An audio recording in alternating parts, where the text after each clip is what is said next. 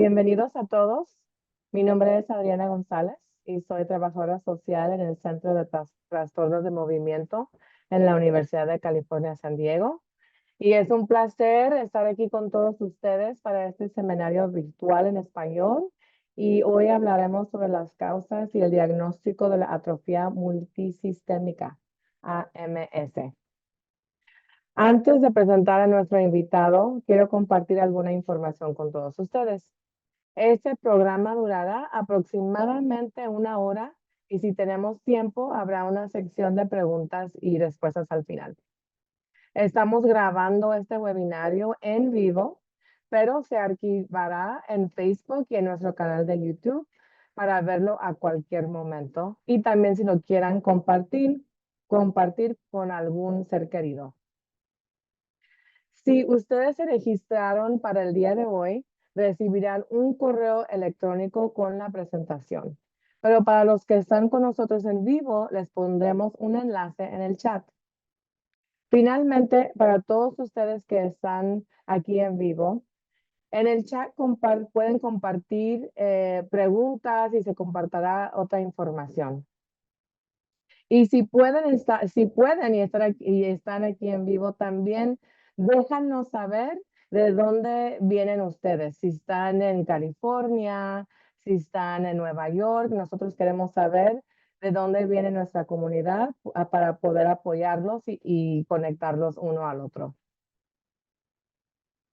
Ahora quiero tomar el tiempo para presentar a mi colega y nuestra invitada especial. La doctora Catherine Longardner es profesora clínica asistente en la Universidad de California en San Diego, donde diagnostica y trata una variedad de trastornos de movimiento en adultos, incluyendo la enfermedad de Parkinson y trastornos de movimientos atípicos. Su investigación se centra en los síntomas no motores, especialmente la relación entre la hipotensión ortoestática y la cognición en personas con enfermedad de Parkinson y trastornos relacionados. Bienvenida, Longardner, al escenario. Estamos todos muy entusiasmados de escuchar lo que usted nos va a brindar hoy. Bueno, muchas gracias, Adriana. Hoy voy a hablar sobre las recomendaciones para el diagnóstico y el cuidado de personas con atrofia multisistémica. Estos son mis conflictos de interés. Los objetivos para nuestra charla hoy son, primero, realizar una descripción general de la atrofia multisistémica. Segundo, identificar los síntomas motores y no motores de esta enfermedad. Tercero, aprender cómo se diagnostica la atrofia multisistémica, incluso los signos en el examen neurológico, la inmunología y otras pruebas. Y al final, comprender las opciones de tratamiento sintomático. Primero, ¿qué es la atrofia multisistémica? Es una enfermedad neurodegenerativa, es decir, que causa pérdida de células en el sistema nervioso, en el cerebro, la médula espinal. Es esporádica, quiere decir que no hay una causa genética. Es crónica y relativamente rápidamente progresiva. Progresa a la discapacidad severa dentro de 5 o 6 años del inicio y a la muerte entre 9 y 10 años en la mayoría de personas, aunque unas personas han sobrevivido más que 15 años con la enfermedad. Es poco común, mucho menos que la enfermedad de Parkinson, con una prevalencia entre 2 y 4 personas por cada 100,000, y la prevalencia de una enfermedad se refiere a la proporción de una población que tiene la enfermedad en un momento dado. Inició en la edad adulta entre los 50 y 60 años y causa síntomas motores, el parkinsonismo, que describe la rigidez muscular y lentitud de movimientos, y también puede causar la ataxia cerebelosa, que es un problema con la coordinación y el equilibrio. También causa insuficiencia o falla del sistema nervioso autónomo y vamos a hablar en más detalle sobre esto. Es una enfermedad joven, fue descrito por la primera vez al principio del siglo XX, en 1900, por dos neurólogos franceses y ha tenido varios nombres anteriores en el pasado. Fue conocida como el síndrome de Shay-Drager, la degeneración nigroestriatal y la atrofia olivopontocerebelosa. Ahora se conoce como la atrofia multisistémica. ¿Qué causa la atrofia multisistémica? Bueno, no sabemos todavía. No hay factores de riesgo ambientales y hay unas causas genéticas muy, muy raros, pero como he dicho, la mayoría de los casos no son genéticos. Sabemos que hay una patología que se llama alfa-synucleína y es una proteína neuronal que tiene un cambio en la conformación que causa un mal plegamiento de la proteína. Y esta causa agregación y forma de depósitos en las células del cerebro y la médula espinal. Y en estas células se llaman los oligodendrocitos y se compone la red celular que sostiene las neuronas cerebrales. Entonces, esta patología de la alfa-synucleína se propaga a las células cercanas y causa daño al sistema nervioso. Y es una de las sinucleinopatías.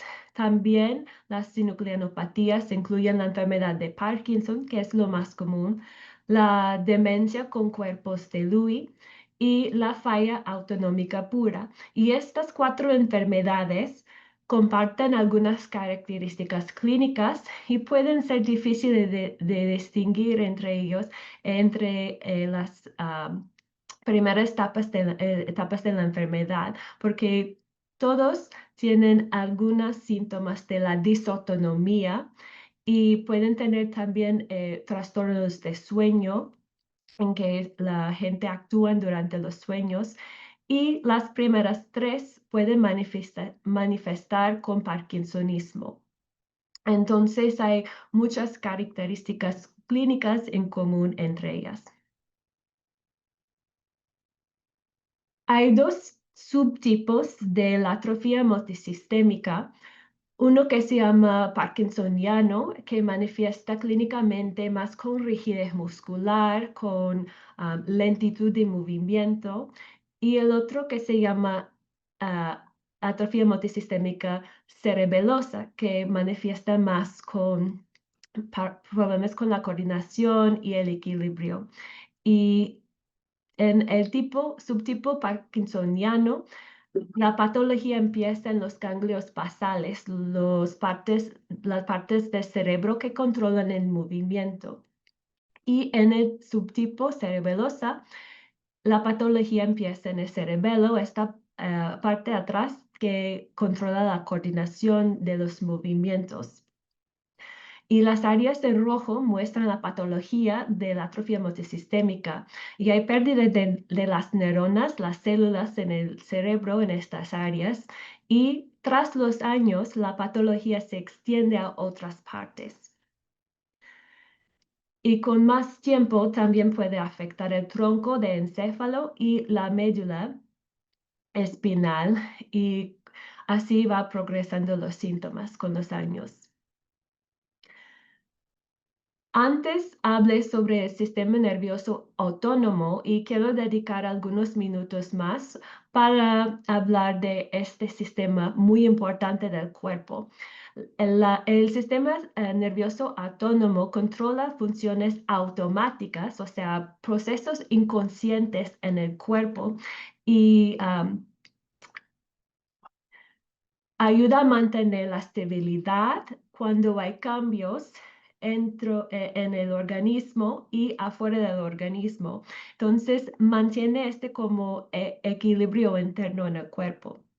Algunos ejemplos de las funciones son dirigir el flujo de la sangre hacia los órganos, facilitar la digestión de los alimentos, permitir la eliminación de desechos, mantener la temperatura corporal y producir señales de alerta, por ejemplo, la sudoración, la palidez y los temblores. Entonces, el sistema nervioso autónomo es una red de vías entre el sistema nervioso y los otros órganos y sistemas del cuerpo, y incluyen el sistema nervioso, el cerebro, la médula espinal y los nervios periféricos. También el sistema cardiovascular, que está compuesto por el corazón y los vasos sanguíneos, el sistema respiratorio, que está compuesto por las vías respiratorias y los pulmones, el sistema gastrointestinal, que está compuesto por el esófago, el estómago y los intestinos, y el sistema urinario y genital, que está compuesto por la vejiga y los genitales.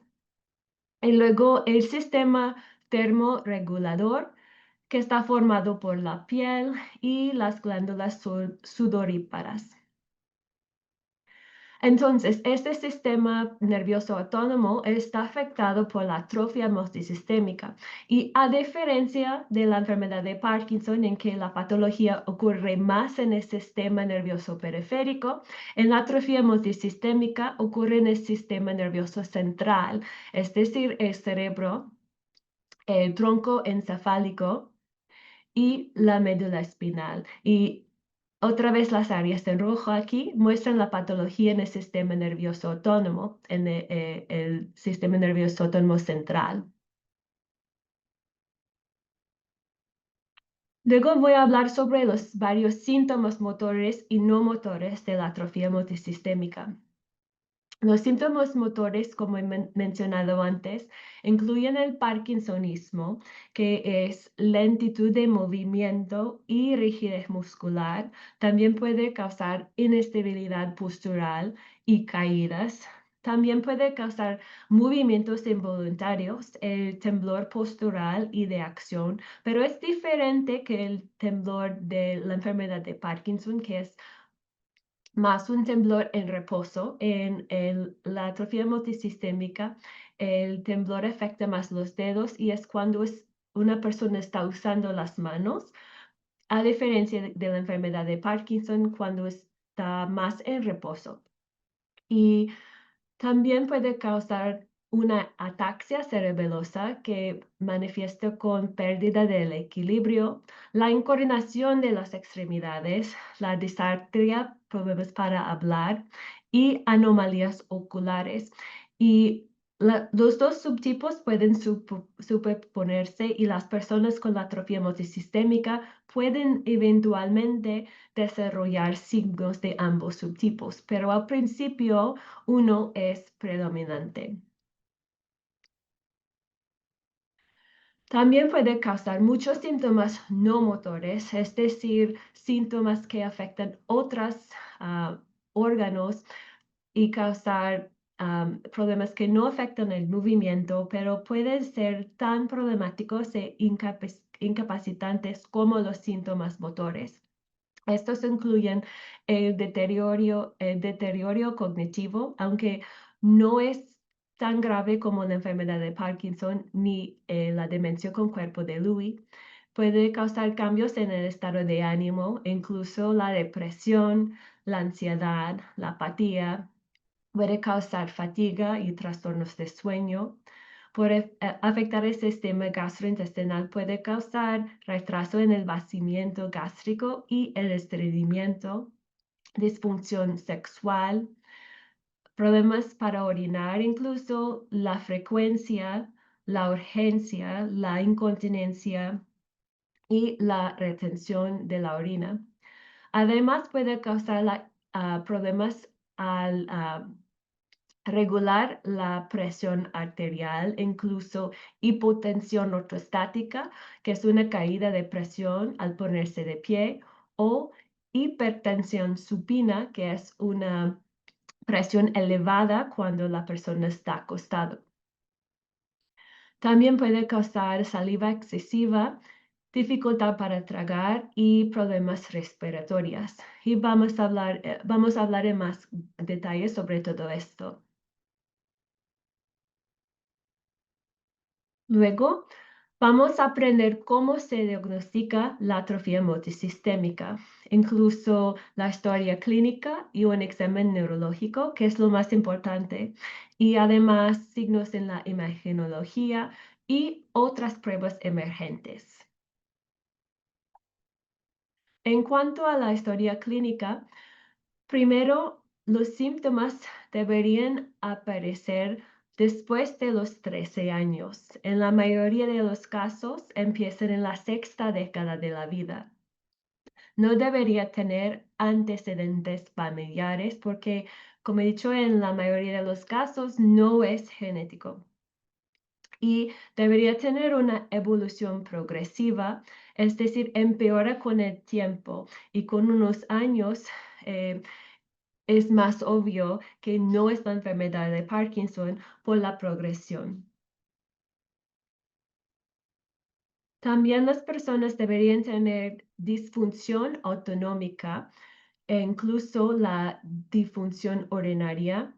Dificultades para orinar empiezan con la frecuencia, urgencia y luego progresan a la retención de la orina, o sea, no pueden vaciar la vejiga y también incontinencia o pérdida de control de la orina. Y también, claro, debería descartar causas secundarias como la obstrucción de flujo vesical debido al agrandamiento prostático en los varones o insuficiencia del suelo pélvico en las hembras. También podemos medir la cantidad de la orina en la vejiga y si hay un residuo postmiccional de por lo menos 100 mililitros que se puede medir con una sonografía, es característica de la atrofia multisistémica y eso no ocurre en la enfermedad de Parkinson. Entonces, la retención de la orina es algo específico a esta enfermedad. También causa hipotensión ortostática neurogénica, que es una caída de la presión arterial causada por una enfermedad neurológica. Y se define como una caída de presión arterial sistólica de por lo menos 20 milímetros de mercurio, usualmente acompañado por un descenso de la presión arterial diastólica de por lo menos 10 milímetros de mercurio después de ponerse de pie o durante una prueba de mesa basculante. Y puede manifestar síntomas al ponerse de pie, por ejemplo, mareos, la visión borrosa o oscurecida, la sensación de desvanecimiento o hasta desmayo, pero también puede ser asintomático. Como los problemas con con la vejiga, debería descartar causas secundarias como la neuropatía autonómica diabética, que es más común, y se debería descartar que está causado por medicamentos que alteran la respuesta frecuencia cardíaca o que bajan la presión arterial, como los beta bloqueadores. Además de la disfunción autonómica, la persona tiene ah, que, que manifestar parkinsonismo con una mala respuesta a la levodopa y o un síndrome cerebeloso. Y la mala respuesta a la levodopa, quiero hablar sobre esto en un poquito más detalle. Algunas personas con la atrofia multisistémica sí tienen una buena respuesta inicialmente a la levodopa, pero suele ser de corta duración y necesitan una dosis más alta que las personas con la enfermedad de Parkinson para obtener el beneficio. Y con los años, la medicina no funciona como en la enfermedad de Parkinson y pierde el beneficio. También deberían tener por lo menos dos características clínicas de apoyo y un marcador de resonancia magnética. Y voy a hablar en más detalles sobre esto también. Las características clínicas de apoyo incluyen una progresión rápida con la aparición de estos signos en los primeros 3 años del inicio de los síntomas, incluyendo la inestabilidad postural y caídas. Entonces, es una bandera roja o red flag, que no es la enfermedad de Parkinson, porque en la enfermedad de Parkinson las personas no empiezan a caer hasta 5, 10 años viviendo con la enfermedad. Entonces, si la persona está cayéndose durante los primeros 3 años, probablemente no es la enfermedad de Parkinson y puede ser la atrofia multisistémica. Aparte de esto, las personas tienen síntomas autonómicos muy graves que aparecen temprano en la enfermedad comparado con la enfermedad de Parkinson. Y tienen dificultad para hablar lo suficientemente grave para requerir la repetición ocasional de declaraciones durante una entrevista y tienen dificultad para tragar. eh, Incluso al beber o comer lo suficientemente grave para necesitar adaptaciones dietéticas entre los primeros 3 años. Entonces, la evolución de los síntomas es muy importante en diagnosticar esta enfermedad.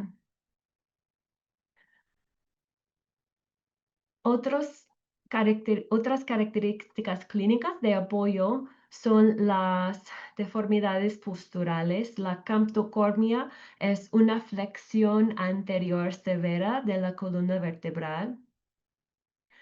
El anterocoles o laterocoles, que es una flexión anterior o lateral del cuello, o el síndrome de Pisa, que es una flexión severa lateral de la columna vertebral.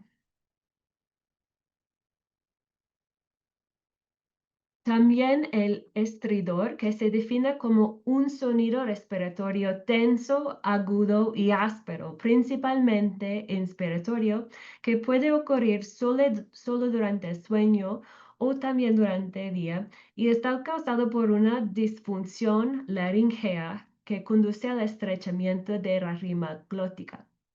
El laringe es la zona de la garganta que contiene las cuerdas vocales y que se utiliza para respirar, tragar y hablar. Y ahora escucharemos unas grabaciones de audio de unas personas con la atrofia multisistémica que tienen estridor. Y si se nota esto, es muy importante hablar con sus doctores porque hay tratamiento. También la atrofia multisistémica puede causar un cambio de coloración en las manos y o los pies y está causado por la disfunción en el sistema nervioso autónomo. También puede causar este trastorno de sueño, que se llama trastorno de conducta de sueño, movimiento ocular rápido. Y cuando las personas sueñan, normalmente tenemos una relajación muscular durante la fase de sueño que se llama movimiento ocular rápido. Pero en este trastorno de sueño se representa físicamente los sueños vívidos. Muchas veces son desagradables pesadillas con unos sonidos vocales y movimientos de brazos y piernas, a menudo violentos durante el sueño. Entonces, ah, voy a jugar este video de este hombre que está durmiendo. Entonces, aparte de las manifestaciones clínicas, también hay unas señales en la resonancia magnética cerebral que son diagnósticos de la atrofia multisistémica, aunque no son específicos. Y estos son el signo de Hot-Cross Bun en el puente del cerebro, la atrofia infratentorial, incluida la atrofia pontina, y cerebelosa, pérdida de células en estas áreas del cerebro, y el signo de borde putaminal, que también es atrofia en esta parte del ganglio basal de putamen. Hay otras pruebas diagnósticas emergentes am, en que hay que tener una punción lumbar y se realiza este procedimiento en la parte baja de la espalda, en esta región lumbar.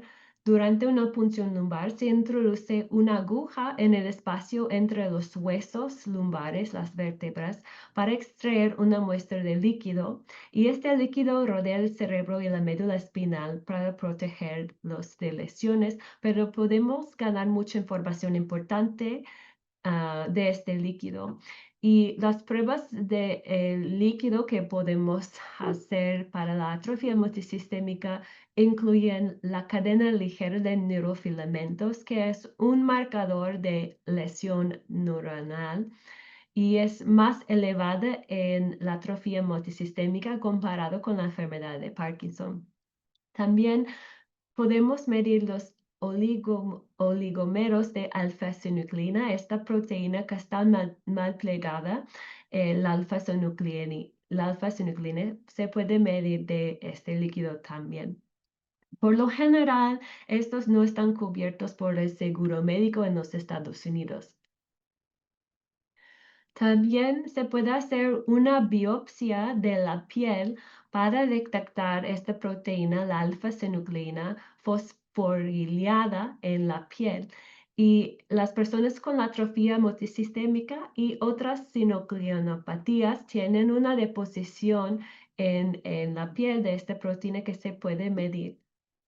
Y hay pruebas emergentes para ayudar a distinguir entre la enfermedad de Parkinson y la atrofia multisistémica con esta prueba. Las personas con atrofia multisistémica presentan un mayor depósito de la alfa-sinucleína fosforilada y una distribución periférica más amplia que las personas con enfermedad de Parkinson y una cantidad más alta.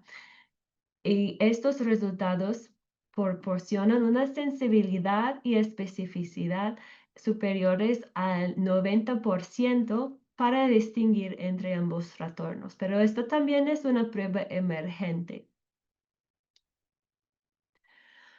Además, hay pruebas autonómicas clínicas incluyendo la prueba de la mesa basculante. Es un procedimiento médico utilizado para diagnosticar y monitorear afecciones que causan desmayos o mareos y consiste en inclinar gradualmente el cuerpo del paciente desde una posición acostada hasta la de pie, mientras se monitorean sus signos vitales, la presión de sangre y el ritmo cardíaco.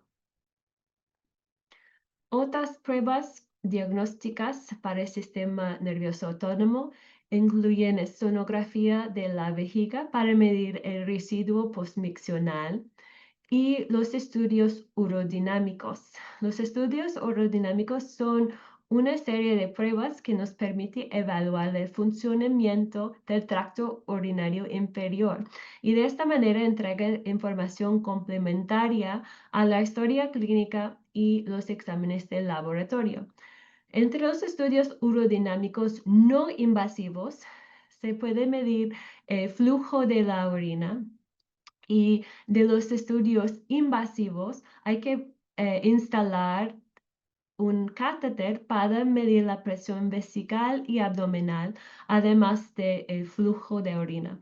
Esto permite analizar el funcionamiento del tracto urinario inferior por medir la cantidad de orina en la vejiga. Incluye la fase de llenar y vaciar la vejiga.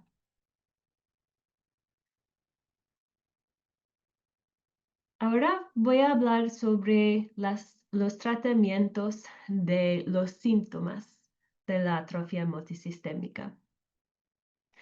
Y desafortunadamente todavía no existe una cura ni medicamento aprobado para detener la progresión de la enfermedad, aunque se estamos realizando algunos ensayos clínicos y algunos han mostrado resultados prometedores para retardar la progresión de la enfermedad. Pero ahora el tratamiento enfoca más en tratar los síntomas y mejorar la calidad de vida. El tratamiento es personalizado y depende de cada persona y los síntomas que afectan más su cantidad su calidad de vida. Y el otro objetivo es prevenir lesiones y hospitalizaciones. Algunos medicamentos para ciertos síntomas pueden empeorar otros, por ejemplo, la carbidopa levodopa para tratar los síntomas motores puede bajar la presión arterial o otros pueden empeorar la retención urinaria y o estreñimiento. Entonces hay que hablar con su equipo médico para decidir la mejor opción. Para el parkinsonismo existe medicamento oral, la carbidopa-levodopa, que es lo mismo que usamos para la enfermedad de Parkinson y puede beneficiar los síntomas motores, incluso la rigidez muscular y el temblor y la lentitud de movimiento. Y los medicamentos complementarios como los agonistas de dopamina suelen ser ineficaces y hasta pueden empeorar los síntomas autonómicos. Entonces, no es recomendado usar este tipo de medicamento en la atrofia multisistémica. Siempre comencemos con una dosis baja de la levodopa y aumentemos gradualmente, teniendo en cuenta que puede empeorar la hipotensión ortostática. Am, También a veces los síntomas no motores también pueden mejorar con la levodopa, incluso incluyen la ansiedad y la insomnia, que a veces puede mejorar con la levodopa. Entonces, siempre vale la pena intentar esta medicina en la atrofia multisistémica si una persona puede tolerar.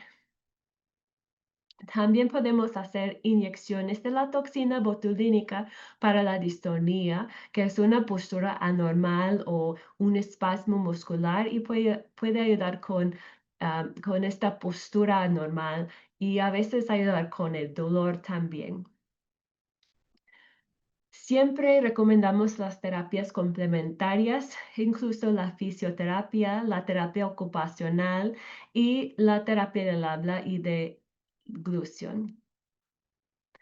Para la ataxia cerebelosa, desafortunadamente no existe un medicamento eficaz todavía, aunque las terapias complementarias pueden ayudar a preservar la función. Para la hipotensión ortostática, esta caída de la presión arterial, primero debería reducir o eliminar los medicamentos que bajan la presión arterial. Y si está tomando algunos de estas clases de medicina, debería consultar con su médico a ver si pueden bajar o eliminar los medicamentos que pueden bajar la presión arterial. Algo sencillo que puede hacer es pasar de estar sentado o estar de pie lentamente o usar una faja abdominal o medias de compresión que lleguen hasta la cintura. Puede hacer ejercicio, pero debería ser sentado para evitar los síntomas de la hipotensión ortostática. Pero algunos ejemplos son una máquina de prensa de piernas, una bicicleta reclinada o una máquina de remo. También ejercicios en la silla se puede hacer.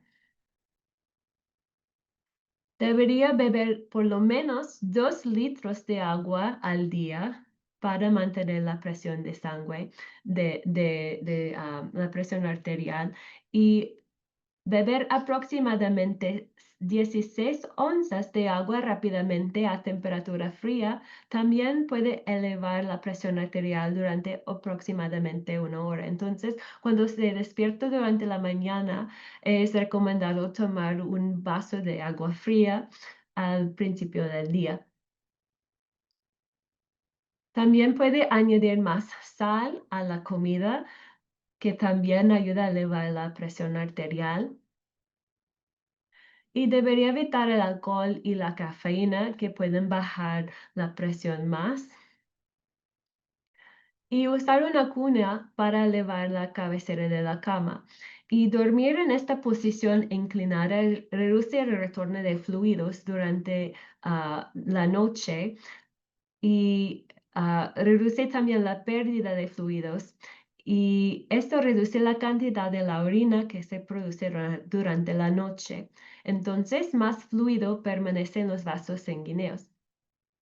El cuerpo responde a este cambio aumentando el volumen sanguíneo total, lo que ayuda a aumentar la presión arterial y levantarse por la mañana.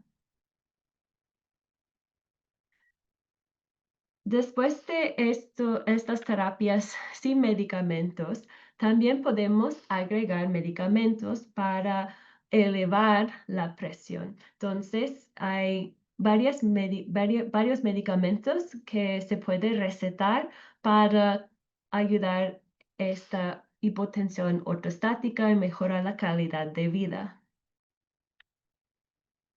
Una cosa es que es muy importante medir la presión arterial en casa. Se puede medir mientras que la persona está acostada y está de pie, porque muchas personas con atrofia multisistémica también tienen hipertensión supina, que es presión arterial demasiado alta al estar acostado.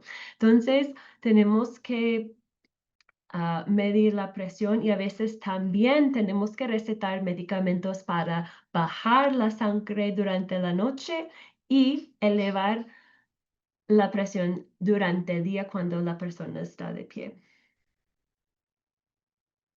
Para estreñimiento, hay estrategias y medicamentos que incluyen aumentar la actividad física, aumentar el consumo de agua y comer una dieta rica en fibras, que unos ejemplos son los frutos secos, las frutas, las verduras, los granos integrales, los legumbres. Y también hay medicamentos orales, incluso los prebióticas son fibras que no son digeribles en los alimentos, como las verduras con piel, las frutas con piel y los cereales integrales. Y esto es alimento para las bacterias en los intestinos.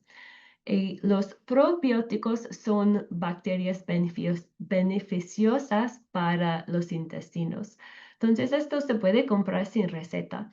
También laxantes y otras medicinas que se puede comprar sin receta y hay también medicamentos que podemos recetar para estreñimiento en los casos graves. Para la disfunción urinaria, existen algunas estrategias sin medicamentos, incluso hacer ejercicios para fortalecer los músculos del piso pélvico, entrenar la vejiga, tomar más líquidos y tratar el estreñimiento, que a veces puede empeorar la disfunción urinaria. También existen algunos medicamentos orales, pero hay que tener cuidado porque los medicamentos que normalmente usamos para tratar la urgencia urinaria como anticolinérgicos son para las vejigas hiperactivas y pueden empeorar los síntomas de la vejiga hipoactiva que ocurre en atrofia multisistémica. Otras terapias son el estimulador de nervio tibial, inyecciones de toxina botulínica en la vejiga y el cateterismo. Para el estridor, este problema respiratorio se puede tratar con un sistema de bipresión positiva, que es una máquina que se usa por la noche. En casos graves, a veces es necesaria hacer una traqueotomía, que es un procedimiento en que se pone un catéter en la tráquea para mantener abierta esta vía. Para el trastorno de conducta de sueño, hay estrategias sin medicamentos para prevenir lesiones, alejar los objetos afilados y los aparatos eléctricos fuera de la cama, retirar las armas del dormitorio y colocar el colchón en el suelo. También hay medicamentos orales que se puede tomar antes de acostarse, incluso la melatonina y clonazepam, para reducir la frecuencia de estos sueños violentos. Y luego, quiero decir que es muy importante tener un equipo multidisciplinario porque la atrofia multisistémica puede causar muchos síntomas en muchos órganos diferentes. Entonces, a veces es necesario a consultar con muchos especialistas. El neurólogo puede manejar el parkinsonismo, el deterioro cognitivo. Una psiquiatra, por ejemplo, puede ayudar con los cambios en el estado de ánimo. El gastroenterólogo puede ayudar con estreñimiento y retraso en el vaciamiento gástrico. El urólogo para la disfunción sexual y la frecuencia, urgencia e incontinencia urinaria. Un logopeda para los problemas con la voz y dificultades para tragar y un cardiólogo, a veces también el neurólogo, para manejar los cambios en la presión de sangre. Y también un trabajador social y a las fisioterapeutas para manejar los otros síntomas.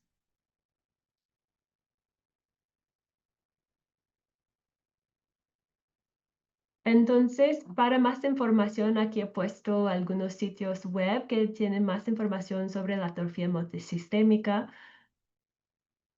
Y ahora creo que nos tenemos unos 10 o 15 minutos más para preguntas y discusión. Muchas gracias a todos. Sí, gracias a ti, doctora Long Gardner, por esta presentación llena de información y recursos. Sabemos que es mucha información en poco tiempo, pero como nos comentó la doctora Long Gardner, tenemos un poco de tiempo para responder las preguntas que ya han puesto en el chat y que anteriormente se habían identificado cuando se registraron. La primera pregunta que tenemos es, ¿cómo aliviar la rigidez?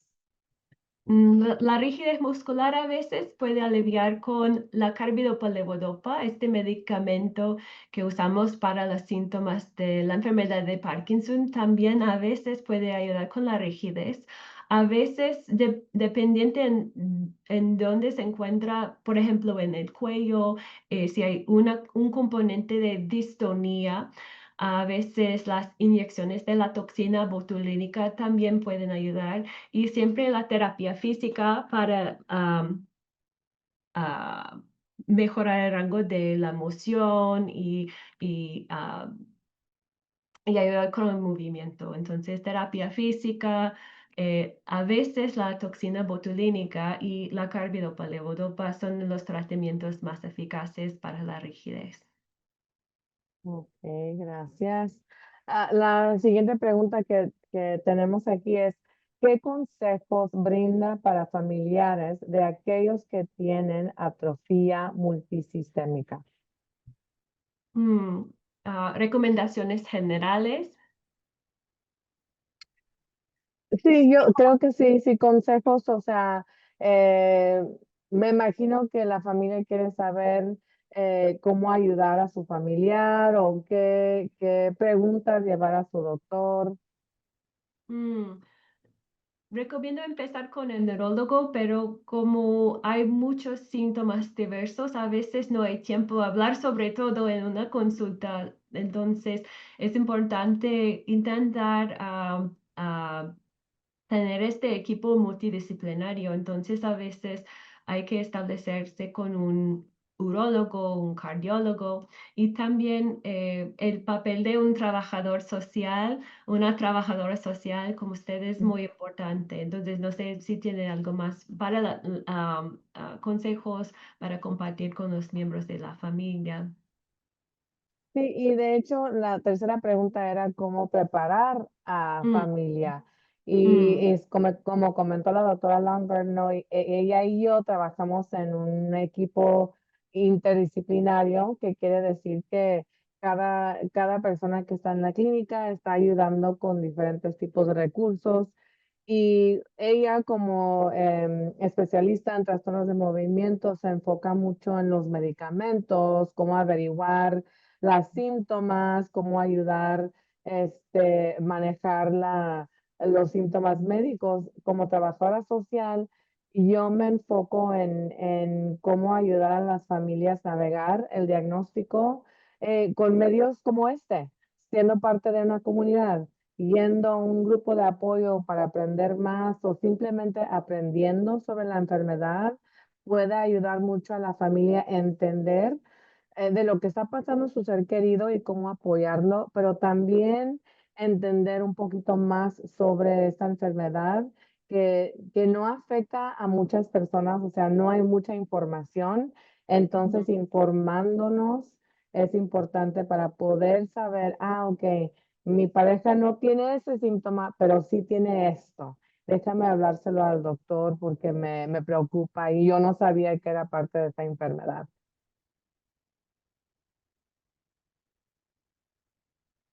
Otra pregunta que alguien tenía es, ¿en inglés equivale a CBD o PSP? Y yo creo que están preguntando si la atrofia multisistémica es CBD o PSP o tiene alguno, o se deletra de otra manera. ¿Quieres distinguir un poco, doctora Longarner, que son enfermedades distintas? Ah, sí, son enfermedades distintas. La CBD o PSP son otro tipo de lo que llamamos parkinsonismo atípico, es decir, que hay síntomas parecidos a la enfermedad de Parkinson, pero es diferente. Todos son progresan más rápidamente que la enfermedad de Parkinson. La CBD y PSP son tauopatías, entonces hay otra proteína anormal en estas enfermedades. En inglés se llama Multisystem Atrophy, MSA. Ok, Entonces, son gracias. todos tipos de parkinsonismo atípico, pero son muy diferentes. Ok, gracias por aclarar. Yo sé que a veces se puede confundir porque son enfermedades atípicas y a veces uno no sabe que son distintas o que se deletran de otra manera. La otra pregunta, alguien que está aquí, dicen, quería preguntarles cómo ayudar con el tema del equilibrio y las caídas. Es muy difícil, pero si hay un componente de la hipotensión ortostática que a veces puede causar problemas con el equilibrio. Tratar la presión baja a veces puede ayudar con las caídas. Entonces es importante para nosotros saber si es por la inestabilidad postural o la hipotensión ortostática. Y puede ser los dos, pero si hay mm, un sentido antes de caerse como voy a desmayar o como cambios en la vista, la visión borrosa, la visión oscurecida, mareos, puede ser la hipotensión ortostática y eso sí podemos tratar con medicamentos y otras estrategias, pero para el equilibrio, no existe otra medicina o otro tratamiento aparte de la terapia física. Entonces, siempre es muy importante que las personas con la atrofia multisistémica trabajan con una terapeuta física para aprender estrategias para prevenir caídas. A veces modificar el hogar, entonces, por ejemplo, eliminar las alfombras o mover los muebles de una manera para prevenir caídas también puede ayudar. Ok. Y esto nos lleva a otra pregunta que alguien tenía sobre la fisioterapia y la terapia ocupacional, que ya diste algunos ejemplos de cómo un terapeuta puede ayudar con, con los síntomas o tienen diferentes estrategias que le pueden dar a la persona que está navegando esta enfermedad. Y igual con la terapia ocupacional, son miembros del equipo. Si ustedes van a una clínica donde tienen un equipo interdisciplinario, pueden tener acceso a terapeutas que tienen información y tienen la educación que les ayuda a entender estas enfermedades y así poder darles diferentes estrategias para poder llevar a cabo lo que las actividades de la vida cotidiana, que es en eso se enfocan ellos.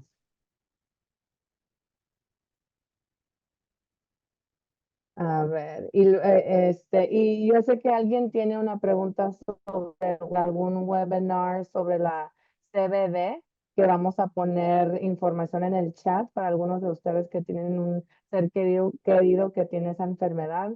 Sí, Cure PSP tiene eventos virtuales como estos sobre temas de CBD también, porque sabemos que, como comentó la doctora Long Gardner, son enfermedades distintas, entonces la manera en cual los doctores están dando información o estrategias o tratando los síntomas pueden ser diferentes. ¿Algunas otras preguntas? Ya no veo más en el chat. Ya pusimos la información sobre la próxima plática con los expertos sobre que va a cubrir temas de CBD. Si no hay más preguntas, amigos, se nos acabó el tiempo. Quiero extenderles un enorme agradecimiento a la doctora Baumgartner por acompañarnos hoy y yo, porque trabajo con personas en la comunidad habla hispana que están navegando estas enfermedades. Yo sé lo importante que es tener esta información en español para poder navegar los cambios y brindarle el cuidado a nuestros seres queridos que ellos necesitan. Si no respondimos a su pregunta, no duden en enviarnos a CurePSP un correo electrónico. Ya pusimos el correo electrónico en el chat, es info@curepsp.org y haremos todo lo posible para responder a sus preguntas y brindarles los servicios que uno necesita. Un recordatorio amistoso para consultar el programa de genética CurePSP. Tenemos un sitio donde se pueden ingresar a este sitio en español y obtener más información sobre sobre todo lo genético y los estudios que estamos haciendo. Muchas familias quieren entender un poquito más y poder brindarles esa información a sus familias. Entonces, por favor, pueden ingresar a ese sitio web. Y este webinario y todos los que hemos hecho en CurePSP en inglés y en español se pueden encontrar en el canal de YouTube de CurePSP. Si tienen algún ser querido, amigo, familiar que les ayudaría a tener esa información, pueden mandarles esa información para que ellos tengan acceso a esa información que es tan importante. Pero lo más importante es darle las gracias a todos ustedes por su apoyo, porque con el apoyo de ustedes podemos dar a cabo la misión de CurePSP en ofrecer estos webinarios y todos los recursos que ahorita ofrecen a la comunidad. Gracias por acompañarnos y espero que tengan un muy bonito día. Muchas gracias a todos.